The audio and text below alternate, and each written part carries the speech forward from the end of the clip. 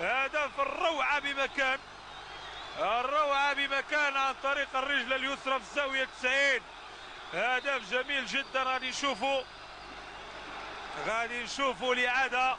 الهدف تلعب بطريقة جميلة من نبيل الولجي اللي سبق وسجل اهداف من كرات ثابتة في الدوري المغربي هذا الموسم رفقة فريق الوداد، لكن الطريقة ديال هذا الهدف كتبقى خاصة. لاحظوا الإعادة في الزاوية 90 رغم أن محمدين حاول أن يوقف الكرة. والهدف الثالث للوداد في آخر الأنفاس. 3 أهداف مقابل هدفين، 3 أهداف مقابل هدفين. الآن فرحة نبيل الولجي القادم من الكوداي من النادي